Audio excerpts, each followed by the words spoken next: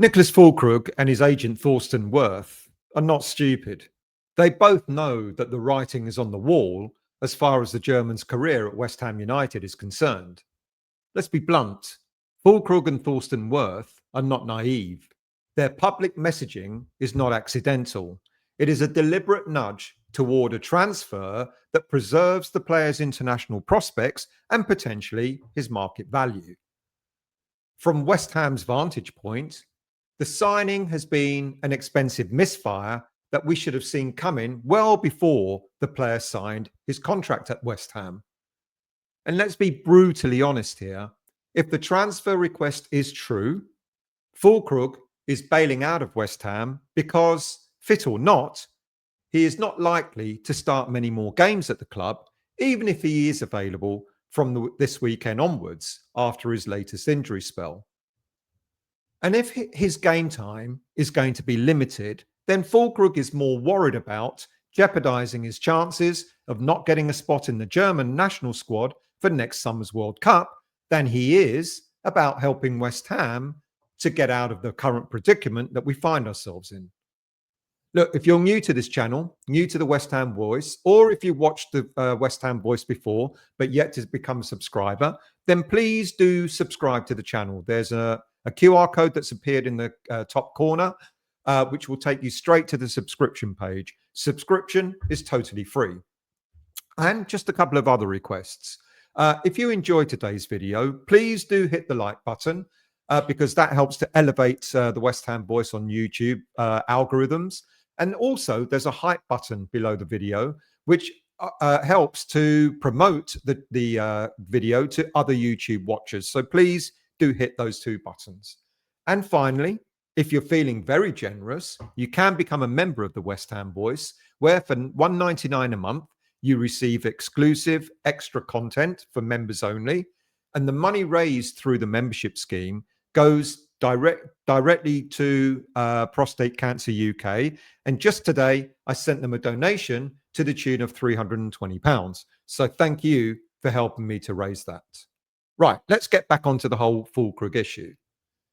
Niklas Fullkrug arrived at the London Stadium in the summer of 2024 amid genuine optimism. A proven goal scorer, coming off a strong season in the German league, and also having a really good European Championship. Less than 18 months later, that optimism has turned into a bit of a recruitment headache for West Ham, increasing speculation that the club has got to prepare for a January overhaul in the striker role. Thorsten Wirth, Fulkrug's agent, has publicly admitted that the transfer has not worked out. That's language that sets us up nicely for the thanks, but time for us to move on approach, basically an exit statement. Media reports have escalated over the past few days to also up the ante.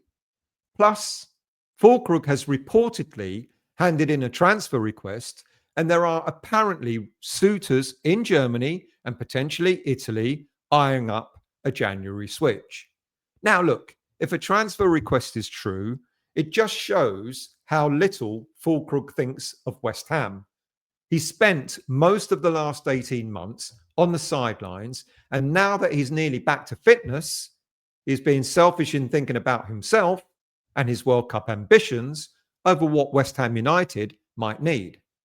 Now, that sequence, agent being public, acknowledging that things have not gone so well, plus a formal request, if it's true, shows a carefully managed campaign to pivot the player back to a league where he believes he can play more and be seen by national team selectors. Now, there are two linked motives behind Wirth's public push. I've already kind of stated them. First, career management. An injury-prone striker needs regular game time to rebuild his form and, of course, if possible, to regain some market value. Second, and arguably decisively, is, as I've just briefly mentioned, his national team ambitions. With the World Cup 2026 on the horizon, every competitive minute matters if Fulkrug is to make the German squad. The timing and the tone of the agent's comments make it clear that this is as much about protecting Fulkrug's international prospects as it is about his club situation. But let's be even more brutally honest. If Fulkrug goes in January, are we really going to miss him at West Ham United? The numbers tell a blunt story. Fulkrug's appearance and goals tally for West Ham is a slim return given the fee we paid for him. Quite underwhelming. Across his time at the club, he's managed only 27 appearances in a season and a half. 3 goals and 2 assists. Now, the injury log, however, is quite lengthy. Across the 24-25 and 25-26 seasons, he's suffered multiple significant absences, such as a prolonged Achilles tendon irritation, missing 16 games in the first season he was with us, followed up, and very soon after, a hamstring layoff that cost a further 12 games, and further muscular injuries this season, and including, most recently, a torn muscle bundle that has kept him out of action throughout October. These 4 spells of injury have repeatedly broken any momentum he might have built and have left West Ham dependent on stopgap solutions up front. So from a club perspective, this is a twofold problem. Firstly, the squad needs player availability as well as player ability. Recurring absences from players like Fulkrug force tactical compromises, which are not always the best. We have had to constantly use different players to take up the striker role. Young Callum Marshall, being admirable in his endeavour, is clearly not ready for Premier League football just yet. Thomas Souček was the latest player to be used in that role against Newcastle, admittedly with great effect, I have to say. But Souček cannot be considered a regular long-term replacement for a natural striker role. And with Fulkrug being a disaster and Callum Wilson also being injury-prone that we can't rely on, we simply have to get this position in the team right in January, if it's at all possible. Secondly, the signing itself reflects a recurring recruitment pattern. West Ham once again chose an older, experienced centre-forward with prior injury history rather than investing in a younger, more dynamic option. It was further exacerbated in the summer just gone, where we didn't learn our lesson yet again and agreed to sign another aged, injury-prone striker in Callum Wilson. This was always going to be a recipe for disaster. The Fulkrug gamble has not paid off, and now the club must either commit to being patient and risk relegation-related consequences, or we need to cut our losses and find a replacement in January, which is going to prove costly and disruptive in mid-season. If at all we can find the right player, because everyone else is going to be looking for that proven striker as well. And January means we're going to be paying yet again over the odds for a striker to come in. Part of the frustration, especially for me as a West Ham fan, has been the mismatch between Fulkrug's on-pitch contribution and his loud, emotionally charged presence off it.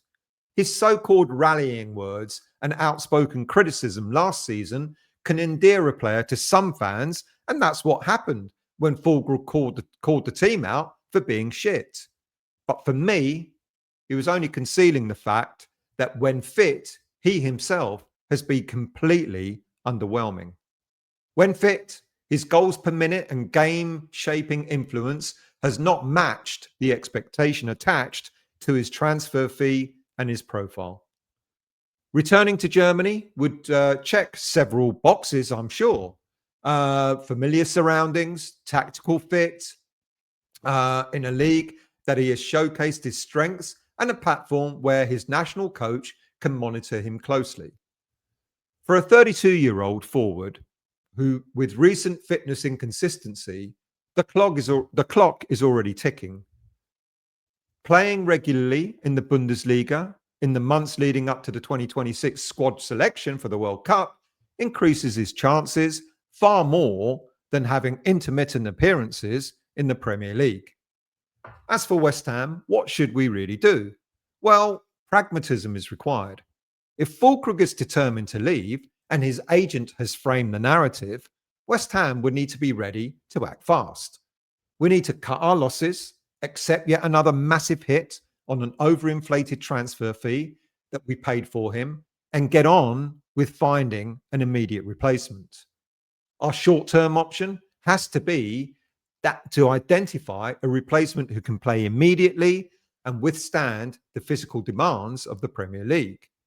Now, we don't have to buy a player outright in January. We can pursue a loan signing with either an option or obligation to buy. That kind of mitigates financial risks at this moment in time.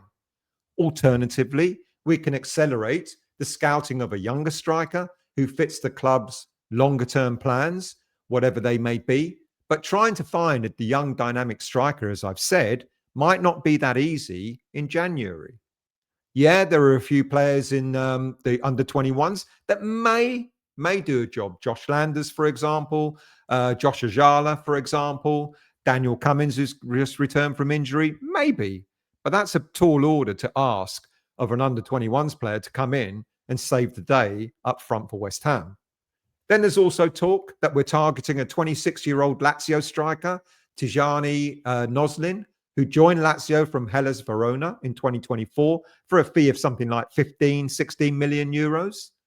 But Noslin hasn't exactly set the footballing world alight himself, having made 44 appearances for Lazio with 6 goals and 4 assists. Not much better than Fulkrug's, I guess. He's hardly started that many games for Lazio, so I wouldn't throw all my eggs into that striker basket just yet. Whichever way we go, something has to happen in January to fix our striker situation, because sitting on an unhappy, injury prone player who is clearly thinking only of himself and not West Ham, a player who can't contribute consistently, is worse for the club's survival prospects and dressing room balance. Get rid, I say, and don't look back. Let's hope we get it right.